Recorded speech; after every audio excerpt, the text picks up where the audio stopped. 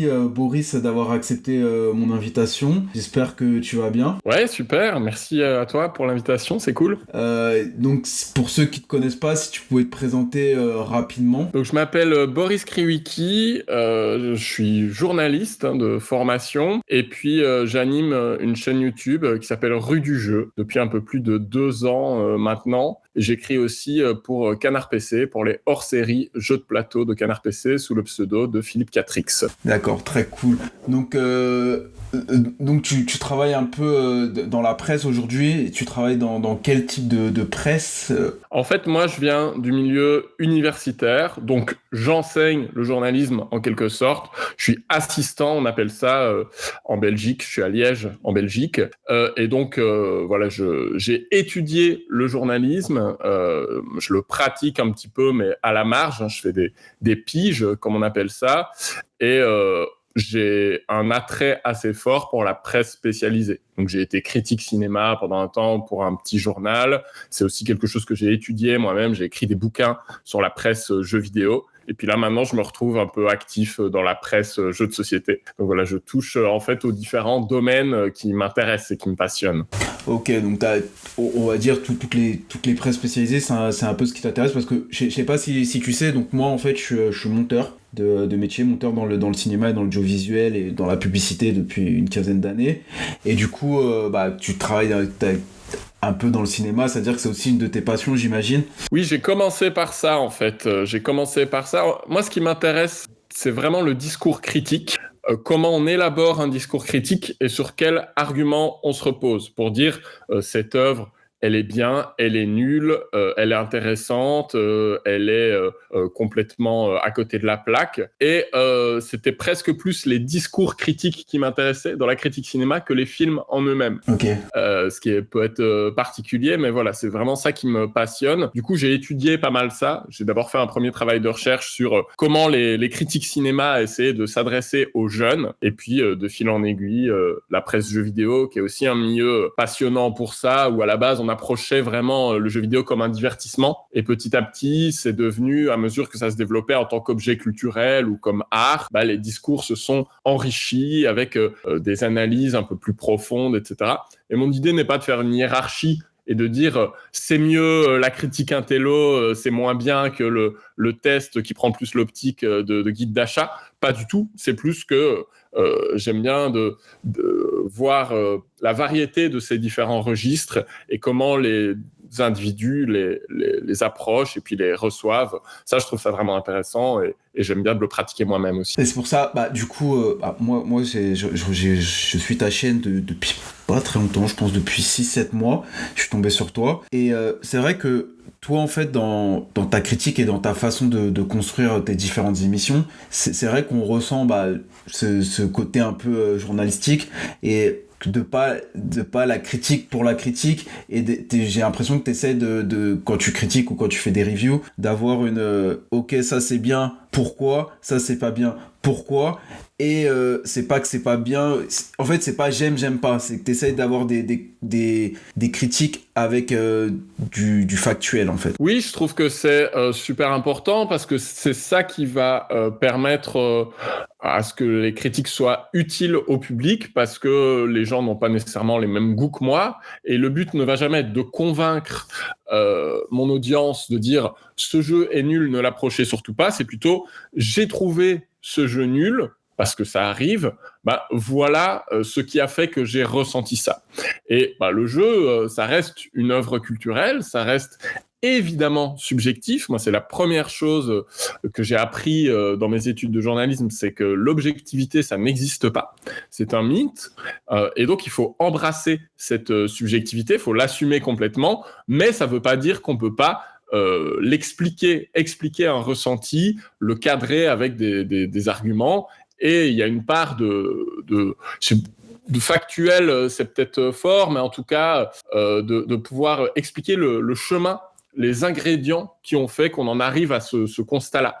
C'est l'idée d'essayer de prendre un peu du recul, de dire « Ok, j'ai détesté mes 2-3 parties de ce jeu, Mais pourquoi ? Bon, il y a l'ergonomie qui était mauvaise, qui me semblait pas intuitive. J'ai pas trouvé ça fun. J'ai trouvé que le rythme était trop lent. J'ai trouvé qu'il y avait pas assez d'interaction à mon goût et que j'en avais rien à faire de ce que les autres faisaient autour de la table. Voilà, c'est tout ça. Ça, c'est des éléments qu'on pourrait qualifier de factuels, en tout cas par rapport à ma perception. C'est-à-dire que ça peut pas vraiment se discuter, mais parce que c'est ce que j'ai ressenti moi. Oui, c'est personnel. Mais on a le droit de pas être d'accord, évidemment, et d'avoir un autre avis. Et en vrai, il y a autant de jeux que de personnes et autant d'avis que de personnes aussi. Donc c'est ça aussi qui est important dans le côté reviewer ou créateur de contenu, ou on les appelle comme on veut, c'est de trouver on va dire le curseur critique pour pouvoir dire ok, ça j'ai pas aimé mais c'est moi, ça j'ai aimé mais c'est moi aussi en vrai, et du coup de trouver on va dire la bonne ligne éditoriale sur ça. Et t'as aussi tu fais plusieurs formats un peu comme la rétrospective, et récemment je suis venu jouer chez vous, c'est bien ça, j'irai jouer chez vous et je trouve que du coup ce format, j'ai l'impression que c'est des formats qui te plaisent encore plus que les reviews. Oui, tout à fait, parce que moi j'ai appris le journalisme d'enquête, en fait, c'est un peu la spécialité à l'Université de Liège. Alors, je n'irai pas jusqu'à dire que je fais de l'enquête sur la presse, dans le milieu du jeu de société, ce serait très présomptueux, mais en tout cas, j'aime bien cette logique de la recherche, de travailler ces sujets, d'écrire les vidéos, d'écouter des sources en amont, etc. Donc, quand je fais les rétrospectives, il y a cette idée de retracer tout le parcours d'un auteur ou d'une autrice ou d'un éditeur, et de vraiment être exhaustif, de parler de tout dans l'ordre chronologique, et ça permet de retracer une cohérence et d'analyser un peu le style, de voir des mécaniques qui se répondent d'une année à l'autre, d'une œuvre à l'autre, etc. Et je trouve ça assez passionnant. Et voilà, en fait, dans cet exercice-là, j'essaye d'importer certaines techniques journalistiques que j'ai pu pratiquer dans d'autres milieux ou que j'ai pu apprendre au cours de ma formation dans une sphère qui n'y est pas habituée. Le jeu de société, c'est encore relativement jeune et encore un peu dans l'entre-deux, même si ça se professionnalise énormément, etc. Mais en termes de journalisme, en fait, on n'a pas beaucoup de médias solides. Il y en a quelques-uns. Il y a le magazine Plateau qui tient depuis des années. Canard PC, dans lequel j'écris, fait des hors-séries également. Mais voilà, ça reste timide. Et donc, un des moyens de se distinguer quand on se lance en tant que créateur ou créatrice de contenu, c'est d'essayer modestement d'apporter ce qu'on appelle en journalisme une valeur ajoutée. Donc, qu'est-ce que je peux apporter que les autres n'ont pas ? Ça ne veut pas dire qu'eux n'ont pas leur propre force, mais voilà, comment est-ce que je sors, je tire mon épingle du jeu ? Moi, ma réponse, ça a été ça. Ça a été ce côté rétrospective, recherche, journalisme, écouter des interviews en amont, et puis maintenant, en faire moi aussi, parce que ça a été ma façon d'enrichir les rétrospectives, c'est de maintenant donner directement la parole aux acteurs et actrices du monde ludique. Et pour du coup le deuxième format, qui est moi qui me fait penser un peu à pour dire vulgairement, des documentaires un peu télé, c'était un peu l'idée que tu avais. Et est-ce que du coup par la suite tu as envie ou pas de faire, on va dire peut-être un magazine ou peut-être un documentaire dans le monde du jeu? Je sais pas si j'irai jusque là, mais en tout cas, ouais, l'idée de j'irai jouer chez vous, y a pas de mystère dans le titre, ça fait référence à J'irai dormir chez vous, au format d'Antoine de Maximi qui est bien connu, et c'est un vlog en fait, c'est l'idée de l'itinérance, du reportage, et de se balader, d'aller voir les gens, leur faire parler de leur rapport au jeu, un petit peu comme tu le fais toi, de pourquoi le jeu est important dans nos vies, comment la ludothèque, c'est la trace d'un souvenir, de plein de souvenirs en fait, c'est la marque d'une histoire liée au jeu. Et donc moi je suis pas Je suis pas réalisateur, je suis pas monteur non plus, donc j'aurais pas l'ambition de vraiment aller jusqu'au documentaire, je pense. J'ai pas les compétences, j'ai pas l'entourage pour ça, etc. J'ai peut-être pas l'énergie et la volonté non plus d'aller chercher des financements, etc. Je me suis mis à la vidéo parce que c'est un canal que je connaissais un peu quand même de loin et qui parfois a plus d'immédiateté que l'écrit, qui est pour le coup le moule dans lequel je suis le plus à l'aise. Voilà, je pense qu'on s'improvise pas réalisateur de cinéma ou de documentaire, donc j'aurais pas cette prétention. Non, c'est sûr. Après, d'avoir l'écriture, par exemple, bon, je parle pour moi. Moi, j'ai cette connaissance audiovisuelle. J'ai monté pas mal de grosses pubs, de gros formats et tout. Même j'ai travaillé un peu en télé. Mais d'avoir l'écriture, pour moi, c'est le truc presque plus compliqué, d'avoir la bonne écriture, la bonne patte, le bon rythme dans l'écriture. Après, quand t'as le bon rythme dans l'écriture, en vrai, en montage, c'est comme je dis toujours en pub, si t'as les bonnes images, le montage est facile. Ouais, après le montage, je trouve que c'est un art en soi. Ah oui. Et justement, et je trouve qu'on peut faire passer énormément de choses dans le montage.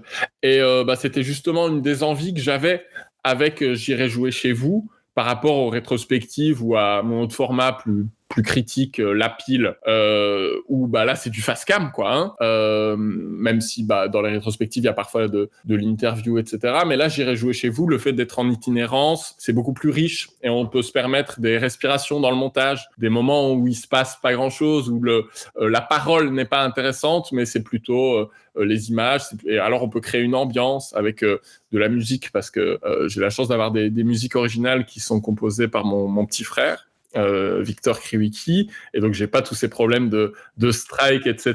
Et je peux prendre vraiment les musiques qui me créent et les utiliser pour former une ambiance et faire mon montage en fonction. Donc ça c'est assez agréable et c'est vraiment un exercice qui me plaît. Même si c'est vraiment un truc que j'ai appris sur le tas, le montage. Je suis pas du tout professionnel et je fais encore plein d'erreurs, mais j'apprécie de pouvoir aussi utiliser cet outil-là comme un moyen narratif, en fait. Oui, c'est sûr.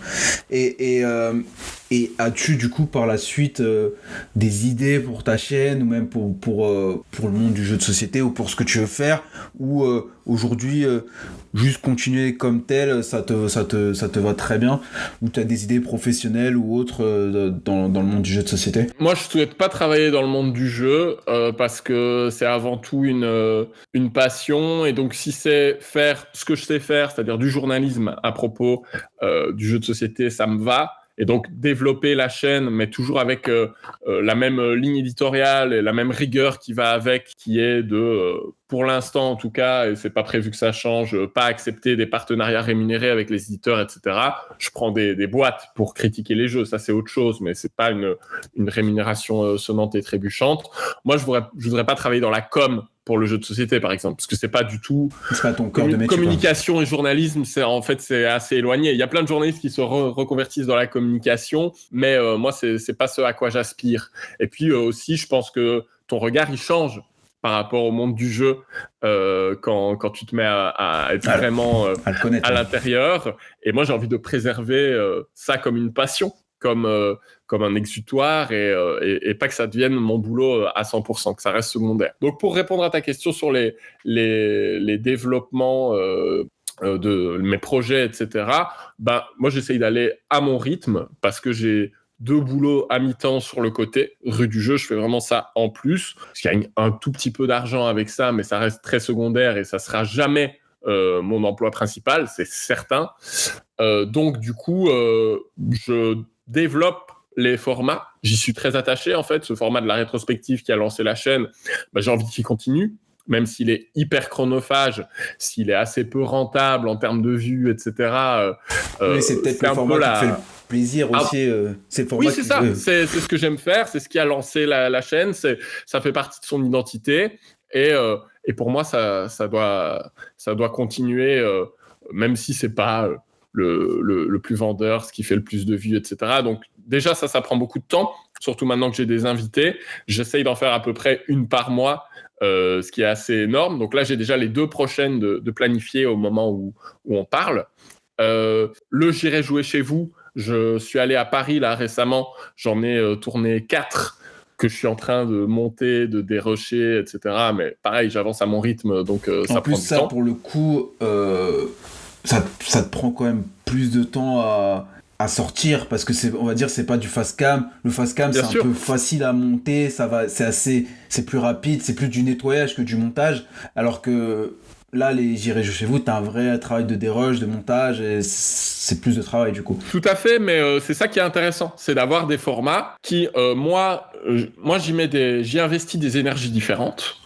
Donc c'est différent, la rétrospective qui va être énormément de boulot en amont, la pile où le boulot va être plus de jouer au jeu, mais où effectivement en termes de montage il y a très peu de travail. Et puis les J'irai jouer chez vous qui sont un tournage complètement spontané, improvisé, mais où après, comment est-ce que je construis une histoire derrière? Comment est-ce que je raconte quelque chose avec cette matière que j'ai capturée de façon un peu brute? Et donc, pour moi, ces 3 formats, ils sont complémentaires dans l'énergie que j'y mets, et je pense qu'ils sont aussi complémentaires pour les gens. En tout cas, c'est ce que j'essaye de faire, parce que ça peut s'adresser à... Les 3 formats peuvent s'adresser aux mêmes personnes, mais ils peuvent aussi répondre à des attentes différentes. C'est pas du tout c'est pas du tout la même chose d'avoir la pile où en 20-30 minutes, t'as 5 à 10 jeux qui sont balayés très cut, quoi, que de se poser devant un J'irai jouer chez vous, où tu vas pas ressortir probablement avec des recommandations de nouveaux jeux auxquels jouer,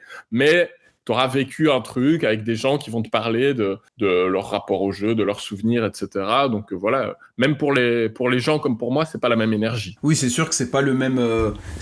c'est pas du tout le même public, je pense. Par exemple, un peu comme moi qui fait un podcast où je parle avec des gens, on parle un peu de jeu, mais c'est plus, on essaye de partager un moment avec des personnes. Je vais pas toucher les mêmes personnes que quand tu fais des reviews, et pas toucher les mêmes personnes, par exemple avec les rétrospectives. La rétrospective, je pense que tu touches les personnes qui sont vraiment intéressées à l'histoire du jeu, alors que quand tu fais des reviews, c'est plus les personnes, c'est plus instantané, on va dire. Oui, c'est ça, et il y a certaines personnes qui vont avoir envie qu'on leur parle de nouveautés, c'est quoi l'actu, etc., et qu'on aide à faire le tri, et donc c'est un peu ça que je fais avec la pile. Pour moi, c'était important que dans chaque épisode, il y ait à la fois des jeux que j'ai trouvés bons et des jeux que j'ai trouvés moins bons. Parce que si on parle que de bons jeux, c'est cool, hein, on gagne du temps en termes de recommandations, mais on perd un petit peu la perspective de qu'est-ce qui fait qu'un jeu est bon ou pas. Et pour moi, c'est important de parler aussi de jeux qu'on a trouvés mauvais pour parvenir aussi, en fait, on parle de soi à travers ça, et donc les gens s'identifient ou non à nos goûts, et ils peuvent un peu plus s'y retrouver. C'est quand même ça le but, hein, vu le nombre après, ça fait un peu un contrat de confiance, on va dire, tu suis exactement, X personne parce qu'il est dans voilà, tes goûts, pas, quoi. Là, on revient à la critique cinéma, à ce genre de choses. Quand il y a un critique que tu as identifié comme affilié à tes goûts, après, tu peux le suivre avec attention, et ça te fait aussi gagner du temps. Il y a une force prescriptive qui est liée à ça. Avec la rétrospective, non pas nécessairement vraiment dans une optique de recommandation, parce que pour la plupart, j'y ai pas joué, parce que je peux pas avoir joué à tout. C'était le cas au tout début, quand j'ai fait Pearl Games et Istari, qui étaient mes premières rétrospectives, parce que là, je commençais avec les éditeurs que je connaissais le mieux, et je pouvais donner un avis sur tous les jeux. Mais maintenant, c'est plus possible, évidemment. Quand je fais Uwe Rosenberg, l'auteur d'Agricola, qui a sorti, je sais pas, 50, 60 jeux, peut-être plus, évidemment que j'ai pas joué à tout. Mais c'est plus, voilà un peu le pitch, voilà ce qu'il en a dit, voilà quelle était sa stratégie d'auteur à ce moment-là, pourquoi est-ce qu'il a essayé de faire des jeux de ce type-là, parce que le marché était comme ça, etc. Et donc oui, on est plus sur un côté méta, ce qu'il y a de périphérique au jeu, ce qui se passe autour, et effectivement c'est plus pointu. Ça va pas intéresser quelqu'un qui vient de découvrir les jeux de société, a priori. Ça va plutôt parler à des personnes qui baignent là-dedans depuis longtemps, et qui ont envie de quelque chose de plus que de juste savoir ce qui sort cette semaine. ils vont avoir envie qu'on fasse de l'analyse, que les créateurs et créatrices s'expriment, qu'on analyse des mécaniques aussi, etc. Après, le peuple demande une rétrospective de Knizia. Hein. Si. Je sais. J'espère que tu as une bonne année pour le faire. Mais... Écoute, en fait, c'est intéressant parce qu'on vient d'évoquer Rosenberg et c'était déjà un marathon en soi. C'était 4 épisodes. Et je suis ressorti de là lessivé. Et donc, Knizia, j'en sais rien, il faudrait peut-être 20 épisodes. Enfin, c'est une série c'est une saison de Friends, quoi. Je pense, il faut 24 épisodes ou je sais pas. Et donc, c'est pas possible. c'est pas possible sous ce format-là. Par contre, j'y ai réfléchi, on pourrait... déjà, il y a un YouTuber anglophone que je suis énormément, qui s'appelle ActuaLol, qui lui a joué à 100 jeux de Knizia. C'est déjà pas mal, 100 jeux, parce qu'en plus, lui, il y a joué, et il les classe. Et donc, ce serait plutôt une sorte de variation autour de ma rétrospective que je pourrais faire, de, par exemple, dire, je prends 4-5 décennies, je sais plus quand il a commencé exactement, mais sur chacune de ces décennies, je retiens 10 jeux de Knizia. Ça nous ferait une 50aine de jeux. C'est déjà pas mal. Ouais. Mais ça permettrait de filtrer. Du coup, ma réponse à ça a été de dire, je vais pas tomber dans une inflation de la rétrospective où je fais toujours un auteur qui a fait plus de jeux, etc. Sinon, je vais crever, je vais m'épuiser et c'est pas le but, comme je fais ça sur mon temps libre. Après ça, je me suis retrouvé, encore une fois, un peu par accident, hein, mais à inclure des interviews dans la rétrospective et donc les faire avec quelqu'un, un éditeur, un auteur, qui, lui, donne son regard sur ces différents jeux qu'il a créés ou édités. Et c'est encore plus riche en fait. Je faisais déjà un peu ça en écoutant des entretiens, mais là on est clairement dans un exercice d'interview, dans le dialogue. Et paradoxalement, moi ça me demande quand même moins de boulot. Je prépare quand même une liste des jeux en amont, etc. Et je regarde un peu chacun des jeux, mais quand je faisais la rétrospective en solo, ou parfois j'ai été aidé d'intervenantes comme Paul Gara, etc. Mais je devais lire les règles de tous les jeux. Ça prend un temps phénoménal. Là, voilà, tu peux lire un pitch. L'éditeur ou auteur connaît normalement son jeu. Exactement. Donc ça te permet de... Tu dois quand même lire le pitch, j'imagine, mais ça te permet de rebondir quand même plus facilement sur le jeu, quoi.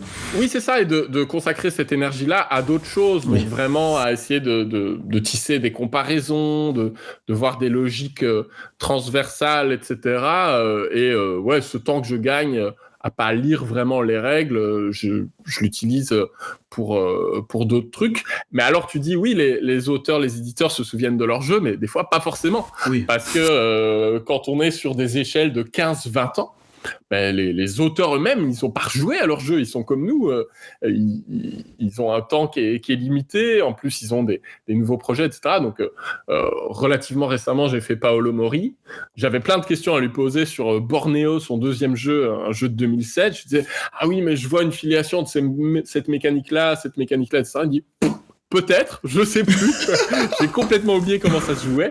Mais ça, c'est très drôle aussi. Ça dit quelque chose de l'activité de créateur, que c'est quand même une fuite en avant, quoi. Oui, et puis quand tu crées, tu utilises des nouvelles choses, tu fais de nouveaux... tu crées, quoi. Et rien que quand tu crées, tu vas prendre peut-être des trucs dans ton conscient que tu as fait il y a 10 ans, 15 ans, mais tu vas plus te rappeler de l'œuvre entière. C'est obligatoire. Il y a une part d'inconscient, et c'est ça qui est super intéressant, c'est que en fait, avec ce boulot journalistique, on amène des choses aux personnes qu'on interviewe qu'elles n'avaient pas forcément conscientisées, mais ça ne veut pas dire qu'elles sont fausses ou qu'on ne peut pas l'expliquer de cette façon-là, etc. Ça fait émerger des choses, en fait. Et ça, c'est vraiment intéressant. Je trouve que l'entretien, c'est très fort pour ça quand c'est bien préparé.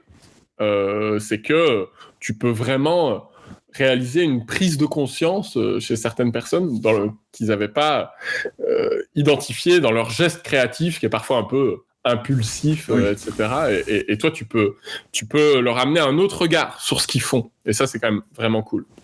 C'est sûr. Et bah, je sais du coup, t'as écrit 2 livres, Press Start et la plume dans la play. C'est ça. Qui sont du coup qui parlent essentiellement du jeu vidéo et c'était aussi avec des petites recherches, c'était un travail de recherche que tu avais fait à l'université pour le premier, c'est ça? Oui, bah c'est 2 projets différents. Press Start, c'est vraiment un bouquin d'histoire. Donc c'est l'idée de retracer l'histoire des magazines spécialisés en jeux vidéo, vraiment les magazines papier, sur à peu près 40 ans. Donc ça naît avec un magazine qui s'appelle Tilt en 1982 et on est allé le bouquin est sorti en 2020, donc on est allé jusqu'en 2019, on parle un petit peu de la crise du Covid, etc. Et donc c'est vraiment raconté avec des anecdotes, etc. En faisant parler les personnes, on a fait plus de 50 entretiens pour le bouquin, raconter l'histoire de cette presse. Et La plume dans la plaie, c'est un bouquin plus confidentiel, un peu plus intello, puisqu'il est adapté de ma thèse. Thèse qui est accessible en ligne et qui concerne vraiment l'histoire. C'est plutôt une généalogie des pratiques d'enquête dans la presse jeux vidéo. Donc là, tu vois, on rentre dans le pointu. C'est dans ce milieu qui est très, je l'ai un peu dit avant, très divertissement, très waouh, le jeu vidéo c'est super, etc. Au début, qui est dans l'émerveillement. Comment est-ce que l'enquête est arrivée? Puisque aujourd'hui, on va avoir des enquêtes sur les conditions de travail, ce qu'on appelle le crunch, les heures supplémentaires. C'est un milieu très très dur, hein, le jeu vidéo, Ouais. beaucoup plus que le jeu de société. Après, c'est un milieu, on va dire, moi je connais pas trop le milieu du jeu vidéo, je connais le milieu de l'audiovisuel, qui est... Et il y a d'autres où il y a beaucoup de 3D, beaucoup de choses comme ça pour quand on arrive dans les studios. Et effectivement, les heures sup ou même les heures de travail, souvent, quand on est dans les charrettes, comme on appelle ça, on regarde pas trop l'heure. Hein. Il y a beaucoup d'heures et j'ai l'impression que dans le jeu vidéo, c'est pareil. Je sais pas dans le jeu de société, mais...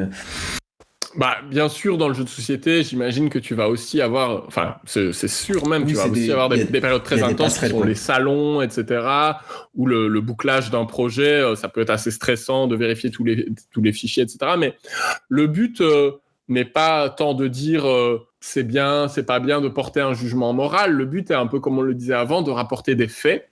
Et que quand il y a des écarts qui sont faits par rapport au droit du travail, etc., quand il y a des comportements... toxiques de certains employeurs, etc., le journalisme peut être là aussi, ça peut être aussi son rôle, peut être là pour révéler ces faits-là. Et donc là, on est dans un exercice très différent de la critique ou de ce qu'on appelle dans le jeu vidéo le test.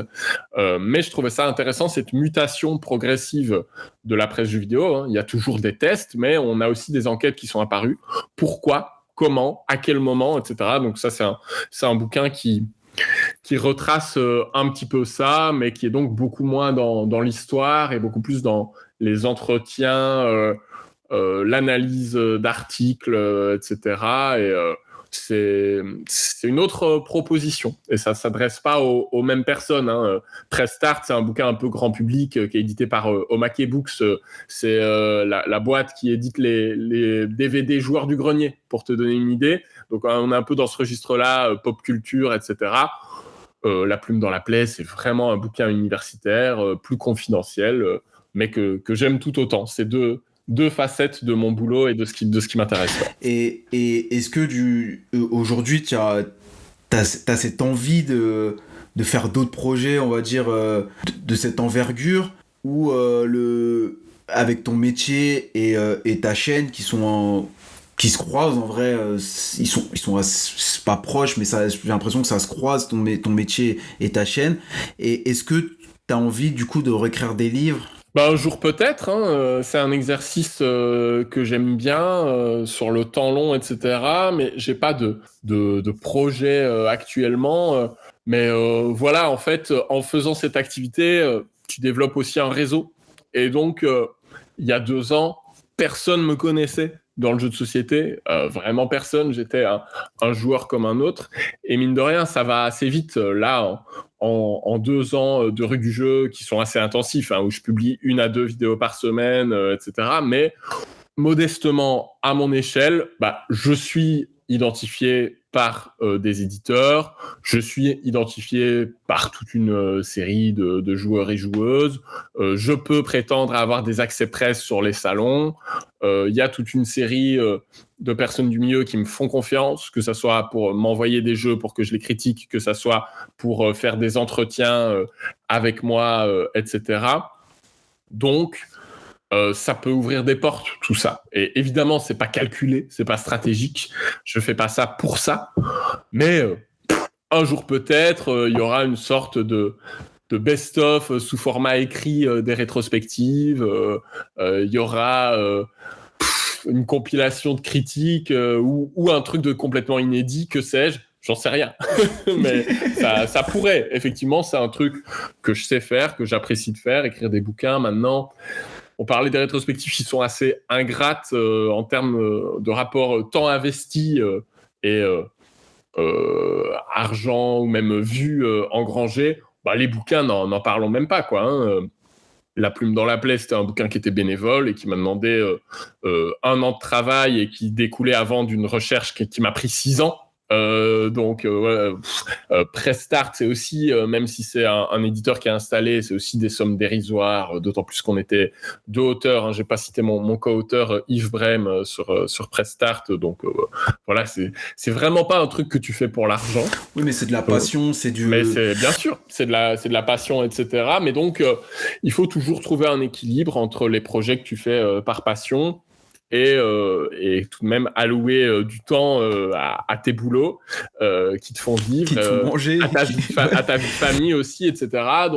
Donc, si par exemple je devais me lancer dans l'écriture d'un bouquin, il faudrait que je trouve un moyen de réduire la voilure sur la chaîne. Je pourrais pas, comme je le fais maintenant, proposer de façon hebdomadaire 1 à 2 vidéos d'1 heure ou une demi-heure, etc. C'est pas possible. Ou alors, il faut que le bouquin soit une sorte de best-of, comme je le disais, mais ça prend du temps aussi. Donc, tout ça est une série de choix, mais en tout cas, je suis pas fermé à l'idée. On sait jamais. Ok. Et toi, dans le jeu, j'imagine que tu joues quand même depuis un certain temps. Comment t'es arrivé un peu dans le jeu ? Comment le jeu est un peu arrivé à toi, peut-être aussi ? Alors, moi, c'est particulier parce que j'ai eu vraiment 2 vagues. J'ai commencé, il y a plus de 20 ans, en 2004. Le premier jeu de société, entre guillemets, moderne auquel j'ai joué, celui qui m'a fait un déclic, en tout cas, c'est Elixir. Un très vieux jeu d'ambiance, de cartes, qui était déjà édité par Asmodée à l'époque. Ouais, qui est un jeu un peu party game où ton but, c'est tu reçois un certain nombre de sorts en début de partie, tu dois les lancer à l'aide de certains ingrédients, et au fur et à mesure de la partie, tu vas avoir des gages, notamment. Par exemple, il y a un sort qui va t'obliger à terminer toutes tes phrases par poil-eau. Il y a un sort qui va t'obliger à te gratter la tête, etc. Et donc, c'est une purge horrible. J'y ai rejoué il y a pas si longtemps. C'était atroce. Mais à l'époque, ça m'a fasciné. Ce truc de dire, OK, on peut s'amuser. En même temps, il peut y avoir un peu de la stratégie. On peut s'embêter. Il y a de l'interaction forte. Et puis cet univers d'ingrédients qu'on collecte pour lancer des sorts et tout, ça m'a fasciné. Du coup, ma réponse à ça, c'était de dire OK, ingrédients, sorts. Je me suis retrouvé un peu par hasard, emmené par mon papa dans une convention où les gens jouaient à Magic. Donc rien à voir en termes d'exigence, de gameplay, etc. Mais un peu par accident, j'ai acheté un starter. C'était la 7e édition. À l'époque de Magic, et on a commencé à y jouer. Et du coup, ton papa était quand même intéressé au milieu pour que tu arrives dans. Non, c'était un peu du pif, mais disons que c'est un bon papa. Il a vu une passion naissante chez son fiston. Il s'est dit, on va tenter des trucs. Et on est allé autour de ce magasin, L'Autre Monde à Liège. On a plongé dans cet univers-là. J'ai commencé à jouer à la Magic avec mon petit frère. J'ai regardé un peu du côté du jeu de rôle. J'ai acheté un bouquin de Warhammer à 10 ans avec l'idée d'y jouer avec mes potes à la récré. Ça m'est évidemment jamais arrivé, mais voilà, c'était une première plongée. Et à cette époque-là, donc mes premiers vrais achats de jeux de société, ça remonte à 2004. J'ai 12 ans et j'achète Dungeon Twister de Christophe Bollinger qui va bientôt revenir en financement participatif. J'achète un jeu de Bruno Catala que j'ai toujours, Drôle de zèbre, mais j'achète aussi plein de très mauvais jeux. Et surtout à 12 ans en plus. C'est ça, à 12 ans, j'ai pas affûté, quoi. Ouais, j'ai pas le recul critique pour analyser qu'est-ce qui est bon, qu'est-ce qui est mauvais. Il y a Trick Track que je consulte beaucoup, mais qui a pas toujours la force prescriptrice qu'un média peut avoir. Et puis aussi, je le consulte mal, je me renseigne mal, etc. Et en fait, je saoule tout le monde, toute ma famille, tous mes potes, à dire mais franchement, les jeux de société, c'est super et tout. Puis je vois qu'ils jouent pour me faire plaisir. Et ça me plaît pas. J'ai pas envie que ça soit un fardeau pour les gens de jouer. J'ai envie que ça soit un plaisir. J'ai envie qu'on s'amuse ensemble. Sinon, l'ambiance, elle prend pas. Et voilà. C'est vrai que à l'époque, quand t'avais 2004, 2006, je sais pas quand t'as arrêté, même 2010, le jeu de société n'avait pas l'image que aujourd'hui le jeu de société a. Par exemple, moi je sais que dans ma jeunesse, je jouais beaucoup, on va dire c'est pas les jeux récents, mais tous les jeux Monopoly, Bonne Paye et même Scrabble. J'ai beaucoup joué au Scrabble avec ma mère, Tarot. Ouais, on l'a tous fait. Ouais. J'ai beaucoup joué à ces styles de jeux. J'ai joué aussi à Magic au collège, mais j'arrivais pas à trouver beaucoup de monde pour jouer au jeu. J'arrivais pas à trouver des gens, même Magic. Quand j'étais jeune, moi j'aimais bien le Magic, mais c'était un peu le groupe geek. C'était très, il y avait pas beaucoup de personnes qui jouaient à ça. Et j'avais du mal. Et aujourd'hui, j'ai l'impression que le jeu de société est plus démocratisé et t'arrives à trouver plus de personnes pour jouer, et quand tu proposes un jeu, les gens te disent moins ah ouais non, un jeu ouais je sais pas, j'ai pas envie. C'est un peu, tu peux réussir à proposer aujourd'hui un jeu comme tu proposes un film. Oui, en fait aujourd'hui j'ai plus du tout ce problème. Maintenant tout le monde joue autour de moi. Ma famille joue, mes amis jouent, mes enfants jouent, tout le monde joue autour de moi, mais là à cette époque-là j'ai senti que c'était pas le bon moment et j'ai fait une rupture avec le jeu pendant 7 ans. J'ai repris à un moment où, là encore, par accident, où j'avais un moment où on a beaucoup de temps, c'est les études supérieures, où en plus j'avais la chance d'avoir un appart dans le centre, juste à côté de la fac, donc j'avais tout le temps des amis qui passaient, etc. Et je me suis dit, quand même, à un moment, ça serait cool d'avoir un autre passe-temps que juste boire des bières. Et je suis retourné sur Trick Track et je suis tombé sur une vidéo en page d'accueil sur Skull and Roses, aujourd'hui connu sous le nom de Skull, qui est un petit jeu d'ambiance, de bluff, de pari par Hervé Marly. Je vois une Trick Track TV avec le légendaire Monsieur Fall où ils ont l'air de se marrer à mort et tout. Je me dis, je veux ça pour nos soirées à l'appart, pour avoir un truc pour se marrer, etc. En plus, c'est le jeu, je trouve que c'est le jeu qui est efficace pour ce moment et ces situations-là. C'est un jeu qui est incroyable, auquel je joue encore aujourd'hui et j'ai encore ma boîte de l'époque de 2011. Donc je me rends dans un magasin de jeux de société et là, comme tout mec qui a été sevré d'un truc et qui rechute, je ne peux pas résister à l'appel de la tentation. Donc je me mets à acheter des jeux au pif, même pas en demandant conseil aux vendeurs, etc. J'achète complètement sur le feeling Small World, Seven Wonders et King of Tokyo. Il y a pire. Donc tu vois, j'aurais pu plus mal tomber. Il y a pire. Et là, c'était reparti, quoi. Reste Fort de Galaxy, et puis je découvre ou redécouvre, je sais plus trop, les Histari, les Pearl Games, et ouais, et là... et là, ça part en vrille, quoi. Ouais, c'est parti en vrille, et on s'est retrouvé à énormément jouer, parce que ouais, pendant les études supérieures, t'as quand même pas mal de temps libre à jouer, ouais, des fois même par terre, dans les apparts, etc. C'était la folie. Et ça ne m'a plus quitté depuis. Ouais, c'est un peu le parcours de beaucoup quand tu commences à, on va dire, à prendre ta dopamine. C'est clairement de la dopamine. T'arrives dans le magasin. Moi, je sais que aujourd'hui, quand j'ai repris, et même aujourd'hui, quand je rentre dans un magasin, c'est presque impossible de sortir sans jeu. Et pourtant, des fois, j'en ai beaucoup et je me dis, ouais, je vais rien acheter, je veux juste voir. Parce que j'aime bien l'énergie des magasins de jeux de société. Bah ouais. Je viens, mais à chaque fois, je dis, je prends rien. et bah à chaque fois échec. Hein. Oui, bah ouais, c'est ça. J'ai un peu moins ce problème maintenant que je suis reviewer semi-pro, on va dire, ou un quart pro, je sais pas comment ils font dire, mais du fait d'avoir des contacts avec des éditeurs maintenant, où bah voilà, il y a des Donc tu éditeurs reçois avec quand qui même j'ai beaucoup de l'habitude boîtes, de quoi. travailler, Ouais. je sais que je peux leur demander. Donc j'ai un peu moins cette fièvre acheteuse. En même temps, il y a un moment, il faut s'arrêter, quoi. J'ai la chance de vivre à la campagne, d'avoir une maison plutôt grande, mais je suis arrivé à 800 jeux, là. Ouais. Il y a un moment, il y a un problème de place qui se pose. Mais c'est clair que, bah voilà, on est tous encore des passionnés, et avec toute passion, il y a un rapport irrationnel, qui est de l'ordre de l'irrationnel. Et donc, bien sûr qu'on n'a pas besoin d'un jeu en plus, mais voilà, Mais bien sûr qu'on en a c'est besoin. comme une bibliothèque où tu lis pas nécessairement tous les bouquins immédiatement quand tu les achètes, mais ils sont là, quelque part, pour un moment où tu auras le temps, pour un moment où ce sera le bon moment, en fait. Et puis, il y a un plaisir aussi à la collection, quoi. Oui, c'est sûr.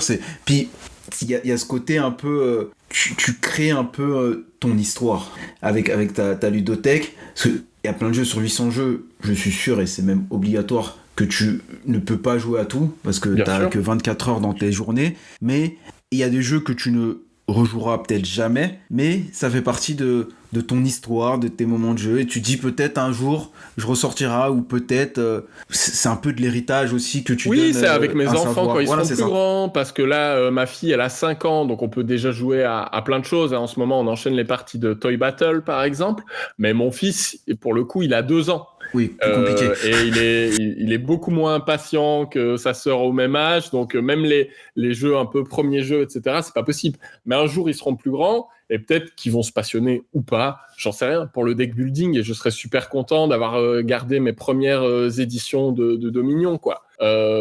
Où il y a aussi, en fait, aujourd'hui, c'est beaucoup plus difficile de revendre des vieux jeux, paradoxalement, parce que j'y suis beaucoup plus attaché que des nouveautés. Les nouveautés, elles sont par définition sur un siège éjectable. Ça va être les trucs qui vont dégager en premier. Et maintenant, il y a vraiment ce truc de bon, il y a les jeux que j'achète pour moi, où là, bah, je pars du principe que ça va me plaire, mais si ça me plaît pas, après une partie, ça dégage. Et puis, il y a les jeux que je reçois pour les critiquer de la part des éditeurs, où là, par conscience professionnelle, je fais quand même 2, 3 parties, ça dépend de la durée de partie, etc. Parfois encore plus, hein, évidemment, quand ça me plaît. Mais où, pareil, si le jeu ne me provoque pas un coup de cœur, bah, c'est sûr qu'une fois que j'ai fait mon discours critique à son sujet, ça va dégager aussi. Tandis que les jeux que je possède depuis les débuts, auxquels j'ai joué 50 fois, c'est des reliques, quoi. Et même si bah, y en a que je prends toujours du plaisir à sortir, et c'est génial, parce que tu connais le jeu sur le bout des doigts, tu l'expliques, une main dans le slip, et ça roule, et même tes potes, à force, le connaissent, etc. Et donc, tu as un plaisir d'approfondir le jeu plus que d'être dans la découverte. Mais oui, effectivement, il y en a des jeux que j'ai depuis super longtemps et auxquels j'ai plus joué depuis 5 ans, 6 ans. Mais un jour peut-être, tu vois. Tu ressortiras, oui, c'est sûr. Et il y a 10 nouveautés que je vais avoir envie de revendre avant de me séparer de celui-là qui, comme tu le disais, a une histoire, un souvenir, est le marqueur d'une époque aussi. Donc voilà. Et du coup, as-tu... bah, tu me parlais de deck building, mais as-tu une mécanique que tu préfères? Eh ben moi, je suis très omnivore. Dans le jeu de société, j'apprécie vraiment tout. Aussi pour ce qu'on disait, en fait, je joue vraiment avec tout le monde. Je joue même avec ma grand-mère, tu vois, qui va sur ses 80 ans. Donc là, il faut des jeux vraiment extrêmement simples, immédiats. Son jeu préféré, c'est Cluster, par exemple, le jeu avec les aimants, parce qu'il n'y a pas de règles, quoi. Et que c'est juste dans ce moment qu'on va passer ensemble autour de la table. Et en fait, bah, c'est un peu tarte à la crème de dire ça, mais c'est plus ça qui m'intéresse. Moi, j'aime quand... Le moment plus que le jeu, quoi. Quand il se passe quelque chose. Donc, souvent, j'aime bien les jeux assez interactifs, y compris de l'interaction assez directe, des jeux qui peuvent être un peu méchants, etc. Et en même temps, j'aime plein de jeux assez solitaires. Mon jeu préféré, c'est Race for the Galaxy, par exemple. Donc, un jeu de tableau building où il y a un petit peu d'interaction dans quelle phase je vais sélectionner pour pas que l'autre puisse faire ça, ou essayer de deviner les phases que l'autre va choisir pour en profiter. d'intensité, mais oui, c'est plus dans la programmation d'action que... Ouais, c'est pas du tout un jeu avec de l'interaction directe, sauf si tu mets les conquêtes, mais pour le coup, ça, j'aime pas, parce que ça te casse le plaisir de faire ton tableau, etc. Donc, en fait, il y a pas de règles. Et je me rends compte que après, il y a quand même une forme de cohérence. Je préfère jouer à 3 jeux d'1 heure qu'à un jeu de 3 heures. Je préfère enchaîner, picorer plein de jeux que vraiment se lancer dans des trucs interminables de 5 heures. Pour cette raison, j'ai du mal avec les jeux à campagne parce que c'est vraiment un gros investissement et moi, j'ai pas envie de m'embarquer dans un truc où je joue 15 fois d'affilée au même jeu. Je peux être boulimique par rapport à un jeu, et ça c'est plus sur le côté numérique. Sur Board Game Arena, je peux ne jouer qu'à un seul jeu sur BGA et en enchaîner 100 parties. D'ailleurs, tu m'as nettoyé sur Toy Battle. Hein. Ouais. Ouais, en ce moment, c'est Toy Battle qui m'a filé le virus. Avant, c'était Challengers. C'est souvent beaucoup Ark Nova. Et là, je peux être obsessionnel sur un jeu. Mais dans la vie, du fait que j'ai des obligations un petit peu avec des jeux à reviewer, que j'ai une collection assez étendue, on le disait, etc., j'aime bien picorer, j'aime bien faire un petit peu de tout et pour toutes les durées, toutes les complexités, etc. Et récemment, je suis tombé un peu dans la marmite du jeu de pli, alors que je pensais que je détestais ça, parce que comme tout le monde, j'ai joué, comme beaucoup de gens, j'ai joué à la belote et je me suis fait engueuler par un partenaire qui m'a dit « Mais non, t'as coupé pas au bon moment, mais non, c'était pas ça qu'il fallait faire, etc. » Et ça m'a un peu mon partenaire, c'était mon père. Hein, Aïe. Ouais, ça peut être compliqué. Et en fait, je me suis rendu compte que c'était pas du tout représentatif, qu'il y avait plein de jeux de pli qui étaient plus sur le contrôle, mais aussi plein de jeux de pli qui sont plus sur le fun, et que aussi le jeu de pli a cette immédiateté qui me plaît beaucoup. C'est-à-dire que souvent les règles, elles s'expliquent en 1 minute, 1 minute 30. Il y a cette espèce de coupole du must follow.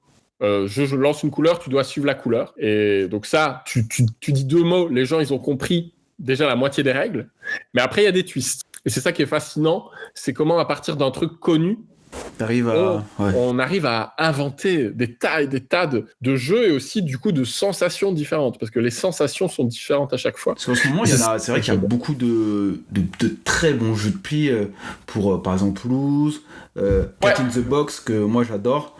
Ça fait longtemps que j'ai pas fait de partie, mais j'avais testé au FI, j'avais adoré. Ma femme a acheté, faut qu'on teste, mais j'avais adoré ce jeu-là.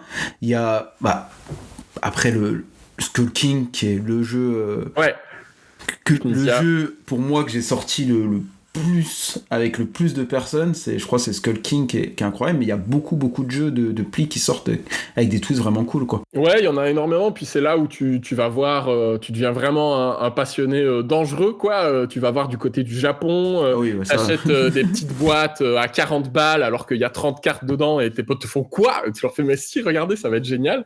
Et derrière ils font effectivement c'est génial, j'ai pas envie de payer 40 balles mais je suis content que tu l'aies fait.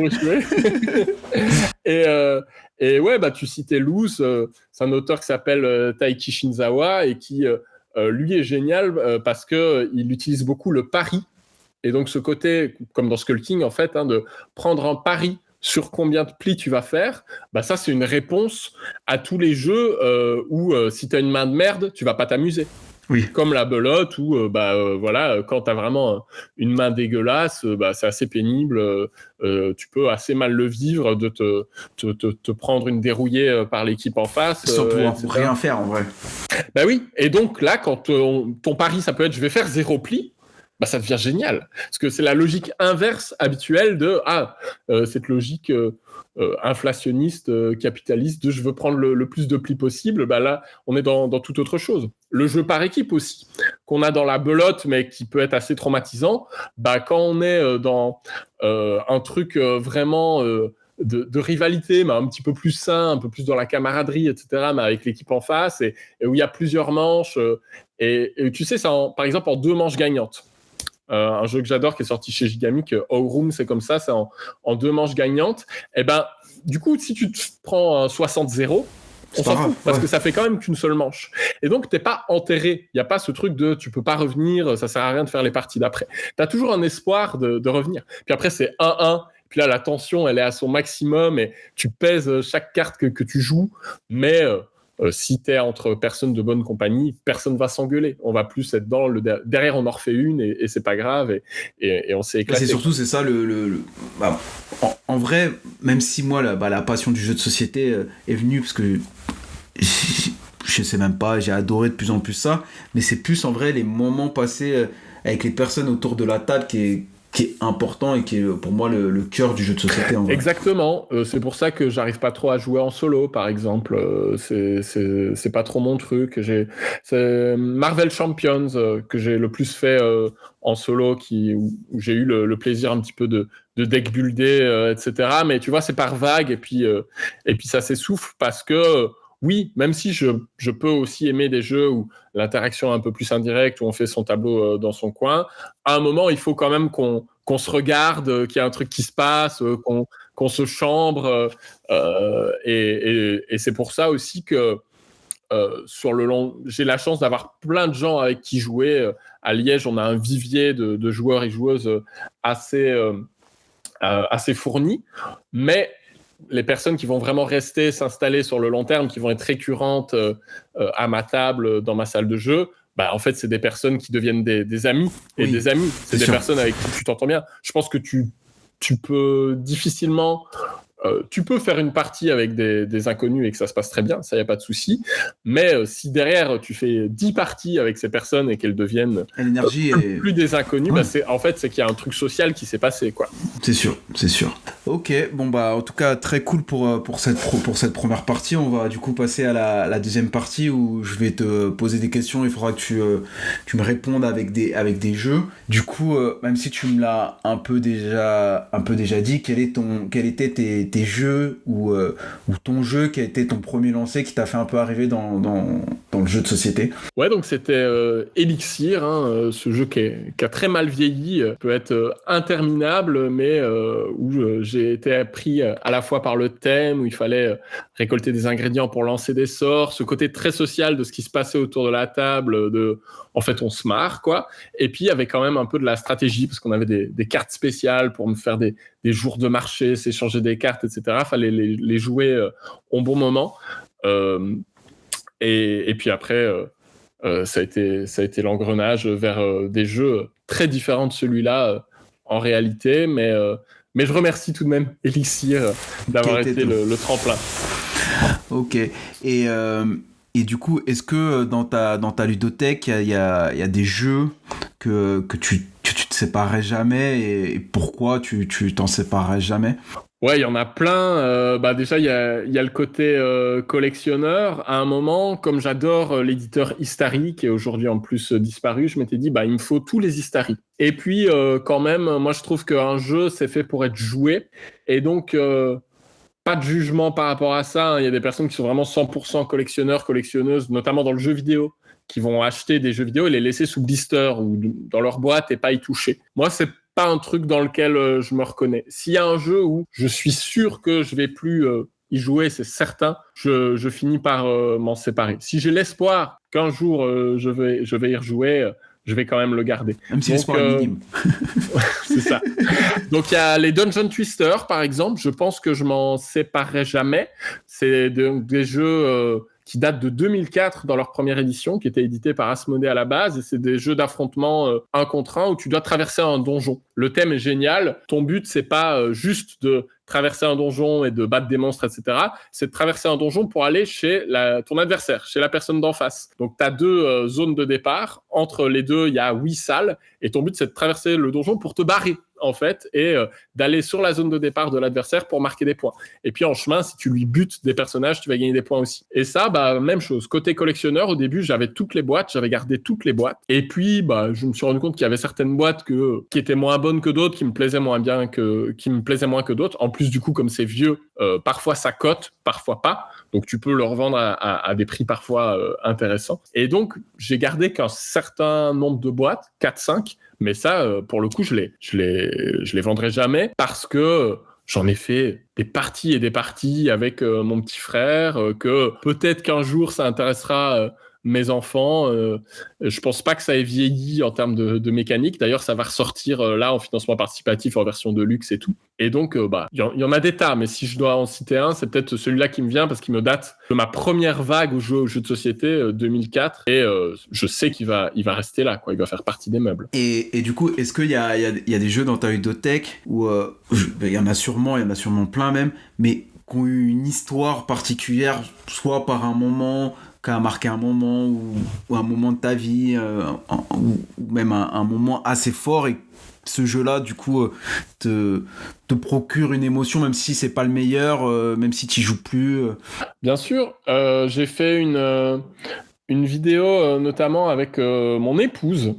J'ai fait pas mal de vidéos avec ma fille aussi, mais ma femme, c'est la seule vidéo qu'elle a daigné faire, où pour nos 11 ans ensemble, on a fait 11 jeux. On a parlé de 11 jeux auxquels on avait un rapport très personnel. Et donc, il y a le jeu auquel elle me bat tout le temps, le jeu auquel c'est moi qui la bats tout le temps, des trucs comme ça. Mais il y a aussi des jeux qui ont une charge un peu plus liée à l'émotionnel, au souvenir. Et par exemple, il y a... alors, je pense que c'est Raptor. Vous pouvez aller voir cette vidéo 11 jeux en couple si vous voulez avoir l'histoire complète. Mais c'est le premier jeu auquel on a joué, si je dis pas de bêtises, en revenant de la maternité, après la naissance de ma fille, de mon premier enfant. Et donc, c'est un souvenir assez fort parce que c'est une époque où je jouais beaucoup en couple. Maintenant, avec l'énergie que demandent les enfants, un peu moins. Ça va plus être avec des potes qui sont de passage à la maison. Mais du coup, il y a on se remémore très bien ce moment où on est un peu hagard, un peu fatigué, en même temps hyper heureux, et on se dit tiens, si on faisait un jeu là, ça elle a l'air de s'endormir, on a 10 minutes. Cool. C'est ça. Et donc Raptor de Bruno Feduti et Bruno Catala, les deux Bruno piliers du monde du jeu, qui est un jeu asymétrique d'affrontement de 20 minutes, où il y en a un qui joue, c'est Jurassic Park en fait. Il y en a un qui joue les dinosaures, qui doit ou bouffer les scientifiques, ou faire en sorte que ces petits raptors s'échappent du plateau. Là aussi, on y revient.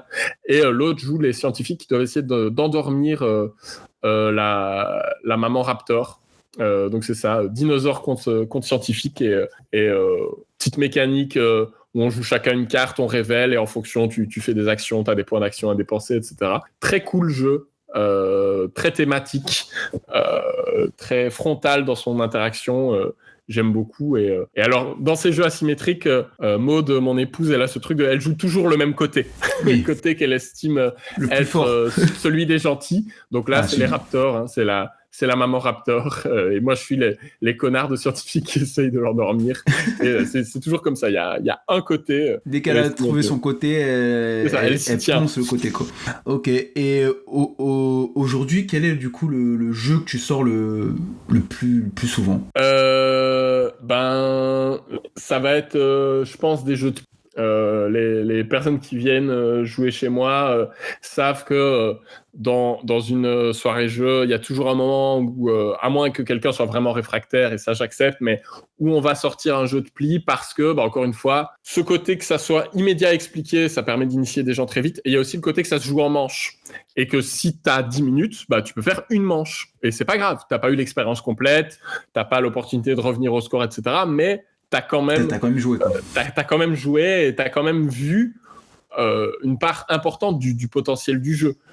Parce que une manche, c'est comme une mini-partie. Et donc, je sais pas, par exemple, on citait Taiki Shinzawa, il y a un jeu de lui qui était longtemps introuvable, qui s'appelle The Green Five-Ura, et qui maintenant a été réédité sous le nom Fives. C'est un jeu où toutes tes cartes sont des 5 roses de l'autre côté. Et après, les cartes ont des valeurs normales côté recto, mais le twist du jeu, c'est ça, c'est que tu peux à tout moment retourner une carte, et ça fait un 5 rose. Pourquoi un 5 rose? Parce que voilà, c'est un 5 rose, c'est une des 4 couleurs du jeu, mais c'est très rigolo parce qu'à partir de ça, il crée plein de choses, hein. On doit accumuler des plis, mais pas trop, parce qu'on ne veut pas dépasser la valeur de 25.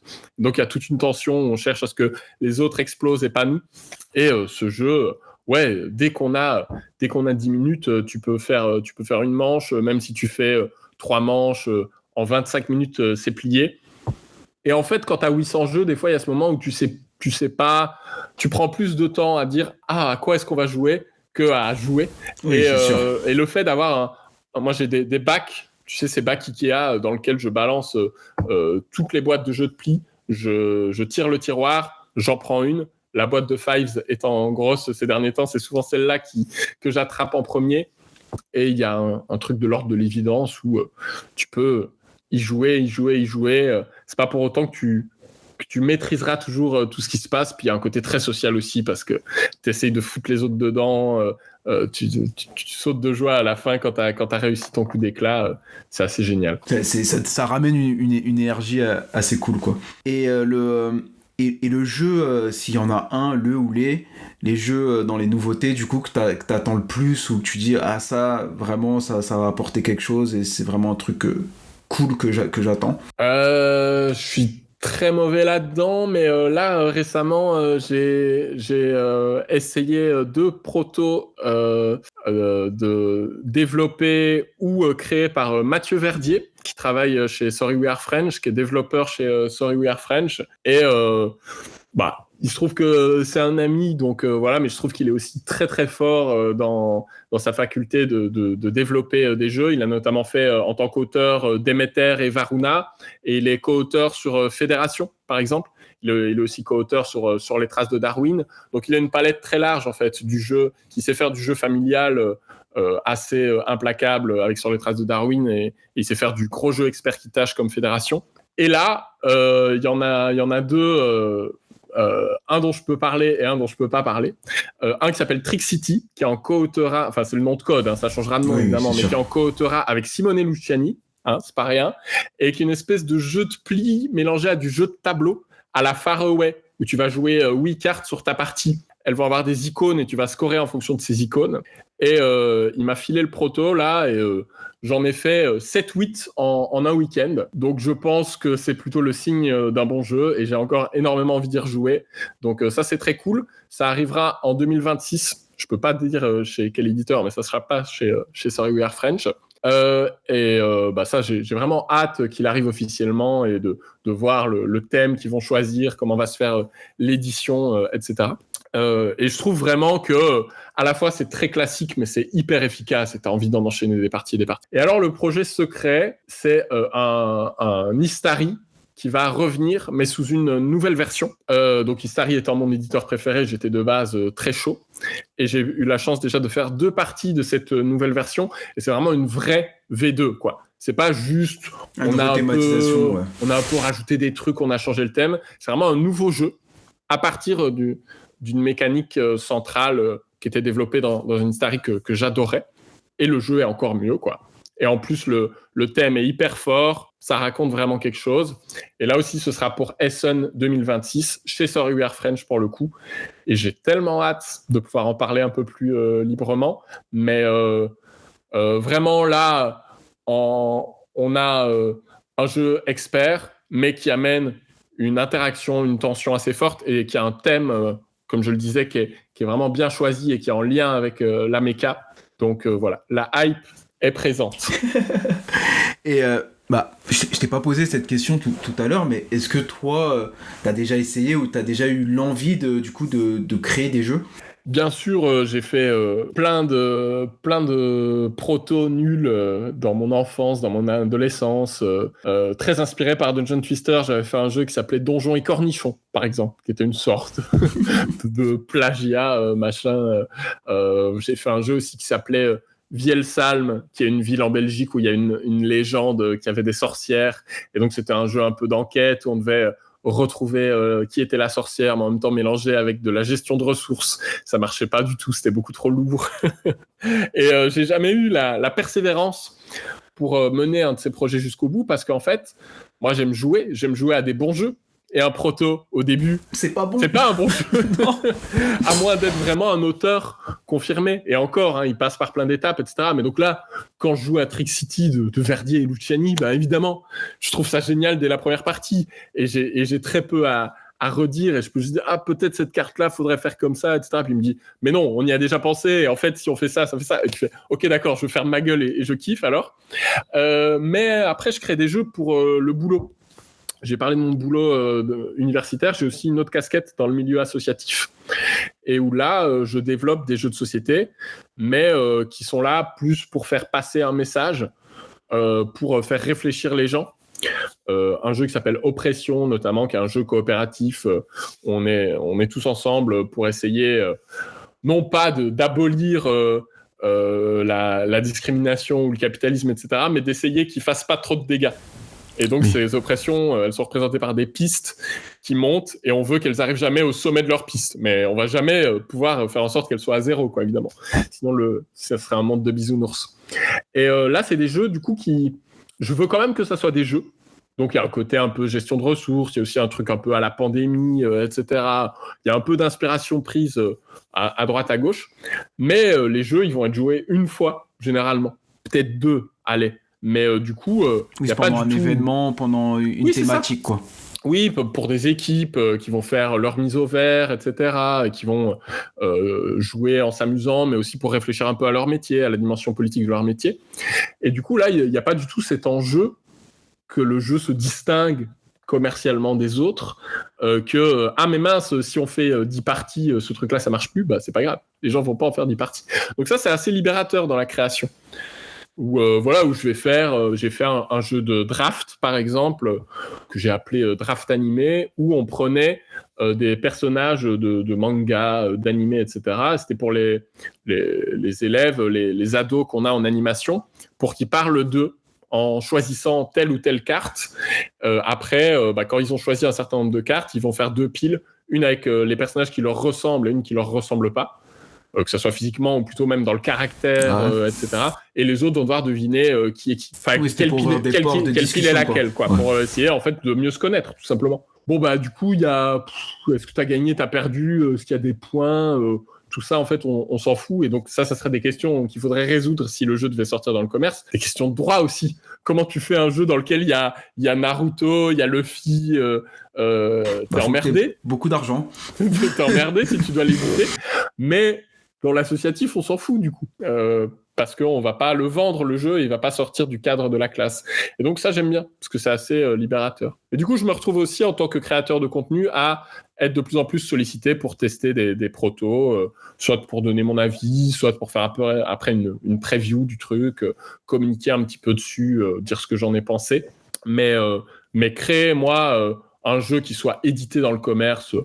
j'aurais pas la patience. C'est vrai que ça demande beaucoup de temps. Moi, par exemple, là, je m'amuse un petit peu, mais c'est vraiment le côté m'amuse.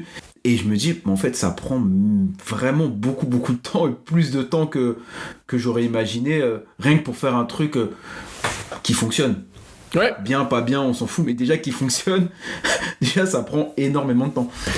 Et ce qui rassure, quand tu bosses sur des rétrospectives, tu fais parler des auteurs, etc., c'est pour tout le monde la même chose. Ah oui, c'est sûr. Alors oui, ils vont quand même plus vite arriver. En fait, le plus dur, c'est de trouver un truc qui fonctionne, qui tourne. Et après, les problèmes de développement, d'équilibrage, etc., ça, si tu as l'habitude, tu sais faire, tu trouves des solutions. Mais ouais, t'as beau...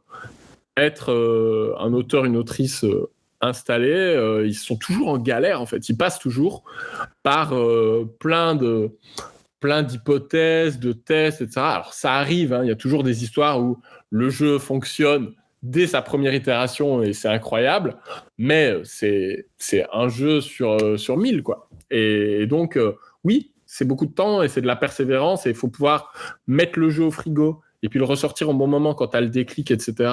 Et surtout faire des tas et des tas et des tas de parties test, quoi. Et voilà, évidemment, c'est hyper chronophage et c'est déjà compliqué de réunir du monde pour jouer. Et puis là aussi, ça peut être une pression, quoi. Le proto, il faut qu'il soit bon, sinon tu as fait perdre du temps à tes potes, quoi.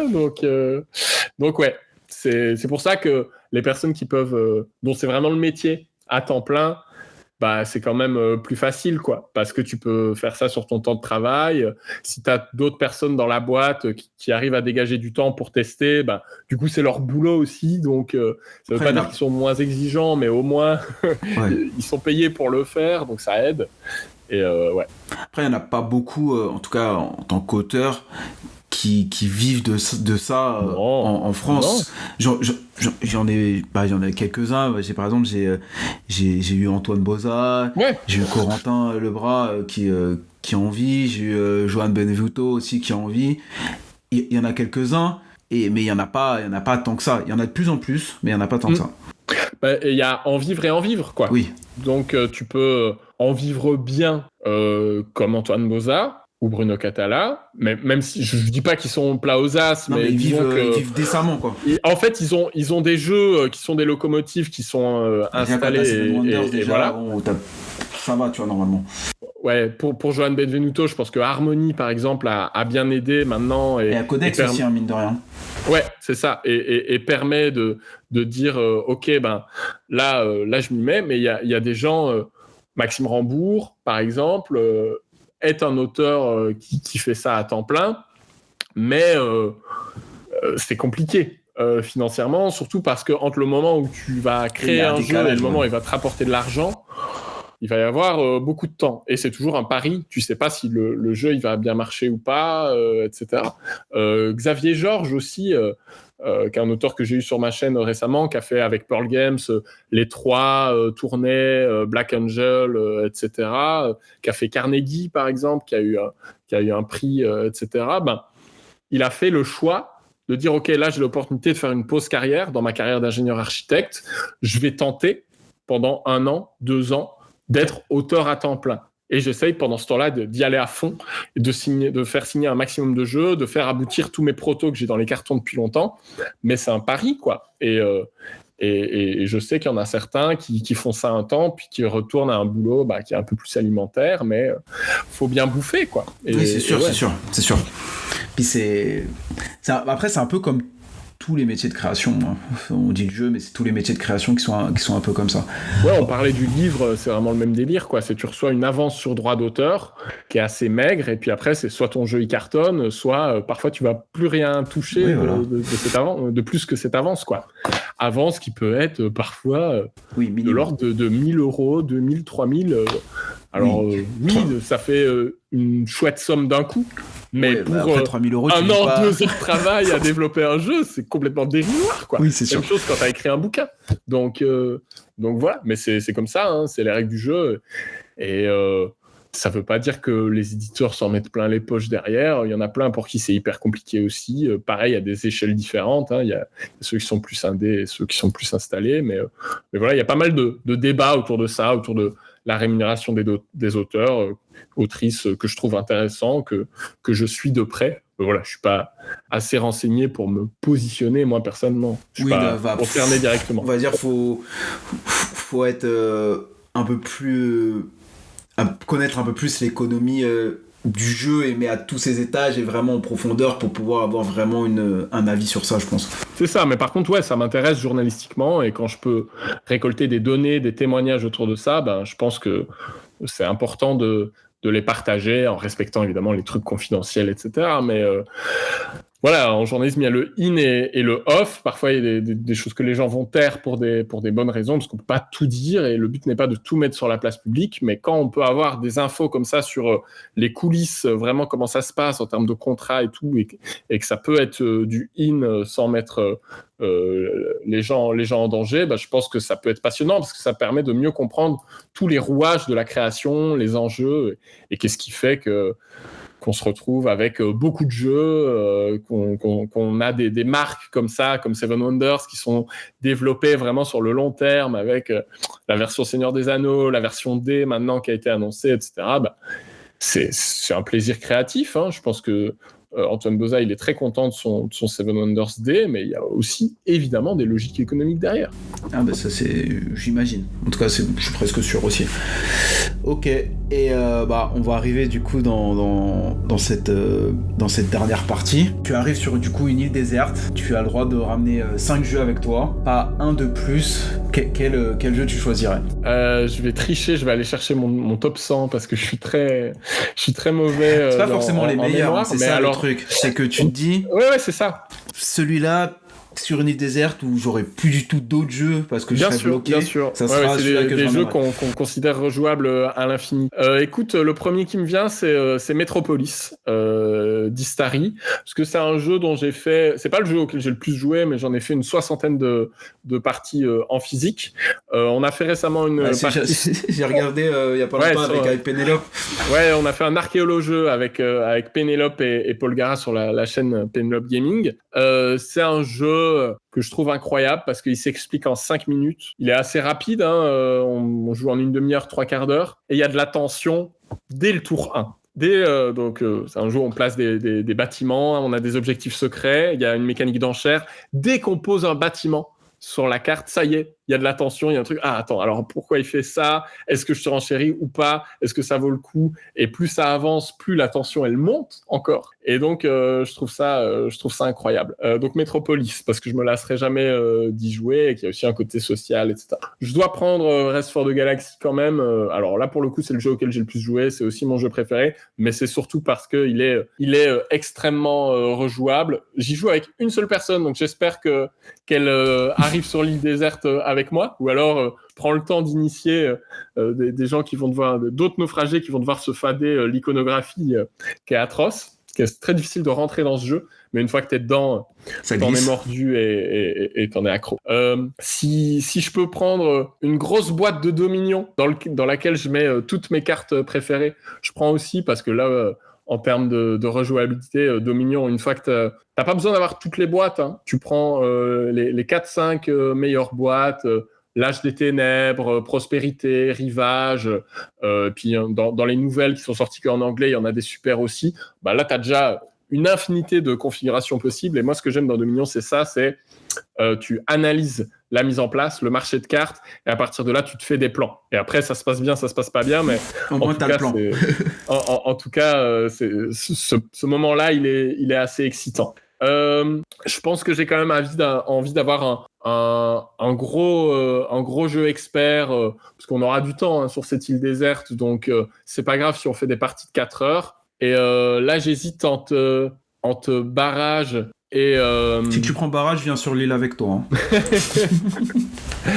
J'hésite entre Barrage et Projet Gaïa.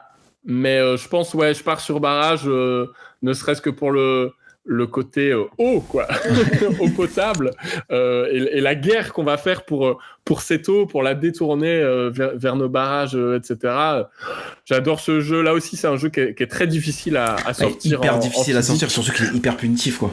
Ouais, c'est très difficile d'initier des gens. Mais donc, si on est sur une île déserte, on aura le temps. Du coup... Je leur ferai des parties d'initiation en douceur, etc.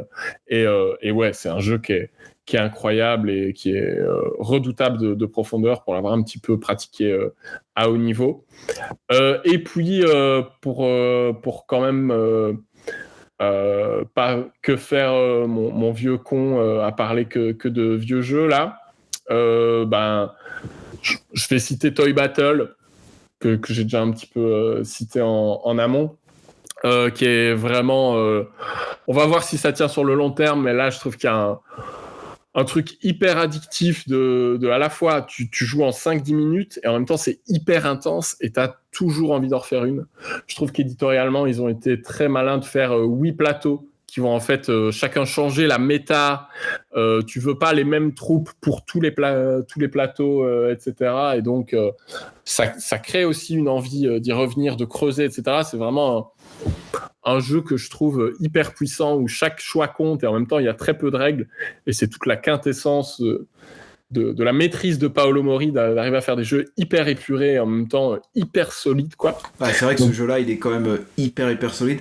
Et je trouve, par exemple, moi je joue avec mon fils qui va avoir 5 ans, et je trouve que c'est un des jeux où il arrive à me battre de temps en temps, ouais. en jouant, en réfléchissant vraiment, et on va dire, il n'y a pas ce... Et même si on pense qu'il y a beaucoup de chance, mais je trouve qu'il y a un côté aussi pas trop chance, ou tu dois quand même réfléchir sur ce que tu dois faire? Moi, je pense qu'à haut niveau, vraiment là, je dose un petit peu le mot arène sur BGA et je me prends des dérouillés parce que les mecs, ils savent ce qu'ils font et que moi, parfois, je suis sur mon téléphone, je joue un peu en mode automatique et il y a beaucoup de réflexion de est-ce que tu pioches ou est-ce que tu joues, qu'est-ce que tu vas chercher en fonction de la map, tu as besoin de certaines unités en particulier. Tu as besoin d'avoir le singe, par exemple, pour pouvoir bloquer cette position ou machin, ou tout de suite freiner l'adversaire, parce qu'il y a des maps où tu peux très très vite aller sur le QG de l'autre. Il y a d'autres maps où il faut plus jouer le long terme, les étoiles, etc. Donc, ouais, et tu vois, il nous faut un jeu qu'on joue à 5-10 minutes aussi, quoi, parce que même si on a du temps, des fois, on sera entre deux trucs, entretenir le feu et construire la cabane. Et il nous faudra un jeu qu'on puisse faire sur un coin de plage, là, rapidement. Donc ouais, Toy Battle. Donc tu vois, pas de jeu de pli, hein. Des jeux de cartes, Dominion, Rest for the Galaxy, tout ça, mais pas de jeu de pli. Ok, bon bah merci du coup pour cette heure et demie qu'on a passé ensemble. C'était très cool. On en a du coup appris un peu plus sur toi, sur ce que t'aimes et du coup merci pour ça. Bah merci à toi pour l'invitation. J'ai un doute, j'en ai cité 5 des jeux. Ou j'en ai cité que 4. Attends, j'ai dit Barrage, j'ai dit Rest for the Galaxy, j'ai dit Dominion, j'ai dit Toy Battle. Ah non, il te reste un slot. Ah, il me reste un slot. Ah non, et j'ai dit Metropolis. Ah non, c'est bon. Pardon. J'ai cru que je t'avais volé un slot. Déjà, c'est chaud, 5 jeux. Si je te prends un slot, c'est...